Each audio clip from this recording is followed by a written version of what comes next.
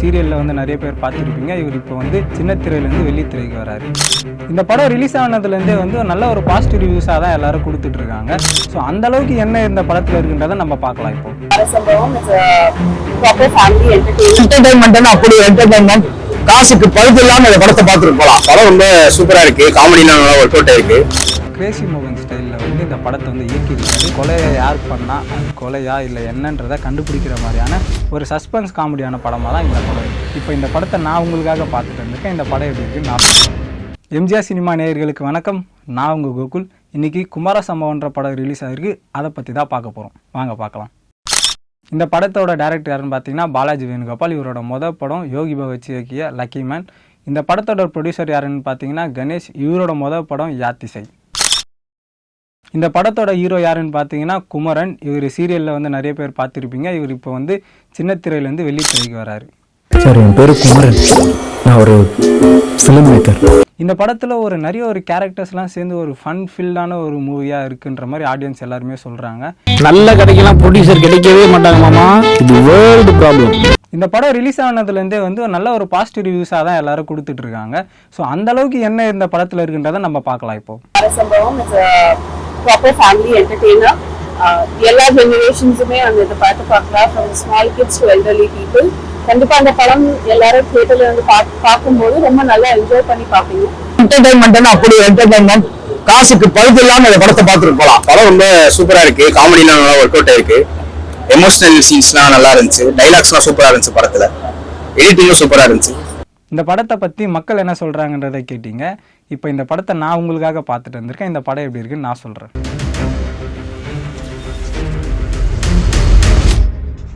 பாலாஜி வேணுகோபால் இவர் வந்து என்ன பண்ணியிருக்காருன்னா ஒரு கிரேசி மோகன் ஸ்டைலில் வந்து இந்த படத்தை வந்து இயக்கியிருக்காரு.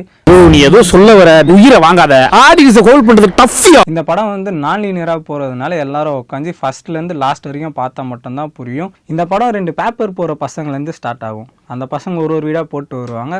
அப்போ தான் நம்ம ஹீரோவோட வீட்டுக்கு வந்து பேப்பர் போட வருவாங்க. அப்போ பார்த்தீங்கன்னா அங்கே ஹீரோ வீட்டுக்கு மேலே இருக்க ஒருத்தர் வந்து இறந்துருப்பார், வரதன்ற கேரக்டர். அங்கேருந்தால் இந்த படமே ஸ்டார்ட் ஆகுது. அந்த கொலையை யார் பண்ணால் அது கொலையா இல்லை என்னன்றதை கண்டுபிடிக்கிற மாதிரியான ஒரு சஸ்பென்ஸ் காமெடியான படமாக தான் இந்த படம் இருக்குது. இந்த படத்தில் கதாநாயகன் குமரன் வந்து ஒரு டைரக்டர் ஆகணுன்ற மாதிரி இருப்பான். ஆனால் அதுக்கு தேவையான எந்த ஒரு சோர்ஸுமே அவங்ககிட்ட இருக்காது. அதுக்காக அவங்க மாமா, அவங்க ஃப்ரெண்டு, இவங்க எல்லாரும் சொல்கிறதெல்லாம் கேட்டு அவங்க தாத்தா கிட்ட போயிட்டு சொத்தை கேட்டு அதை விற்று அது மூலிமா படம் பண்ணலான்னு இருப்பான். ஆனால் அங்கே தான் பிரச்சனையே ஆரம்பிக்குது. இந்த வீடை அவன் விற்கிறானா விற்கலையா, அதில் என்னென்னலாம் பிரச்சனை வந்தது, இதெல்லாம் தான் இந்த படத்தோட மெயின் பிளாட்டாக இருக்கும். அதுக்கப்புறம் ஒரு வேளை அவன் படம் பண்ணானா பண்ணலையா, இதுதான் இந்த மொத்த கதையுமே. இந்த வீடை விற்கணும்னு நினைக்கும் போது தான் அந்த வீட்டுக்கு மேலே இருக்க அந்த ஒரு ஆள் இறந்துடுறாரு. அவர் எப்படி இறந்தாருன்றதை தெளிவு பண்ணி அதுலேருந்து வெளியே வந்தால் மட்டும்தான் இவனால் அந்த வீடை விற்க முடியும்.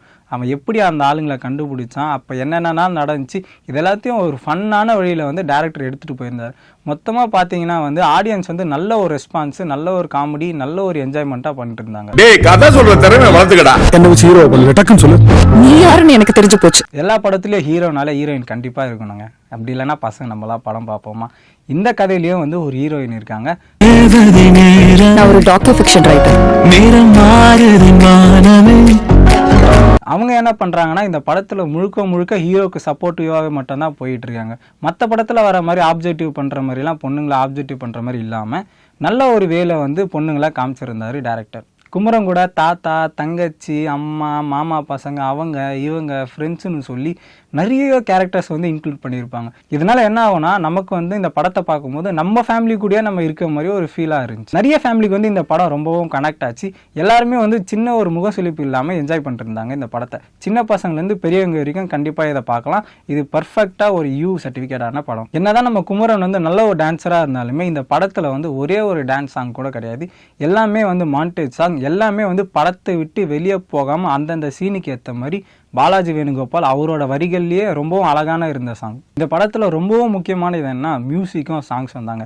இந்த படத்துக்கு இவ்வளோ அழகான மியூசிக்கை போட்டு கொடுத்தது நம்ம அச்சு ராஜாமணி. இந்த படத்தை ரொம்ப அழகாக ஒளிப்பதிவு பண்ணது ஜெகதீஷ். இவர் வந்து டியர் படத்தோட கேமராமேன். இந்த அழகான ஒளிப்பதிவில் நமக்கு அழகாக கோர்த்து ஒரு நல்ல படமாக தந்து நம்ம லப்பர் பந்தோட எடிட்டரான மதன். பாலாஜி வேணுகோபால் இந்த படத்தை வந்து கிரேசி மோகன் ஸ்டைலில் வந்து நல்ல ஒரு காமெடி படமாக எடுத்திருக்காரு. அதோட சஸ்பென்ஸும் சேர்த்து தான் எடுத்திருக்காரு. ஸோ இதே மாதிரி வேற ஒரு நல்ல படத்தோட வந்து நான் உங்ககிட்ட பேசுகிறேன். இது எம்ஜிஆர் சினிமா.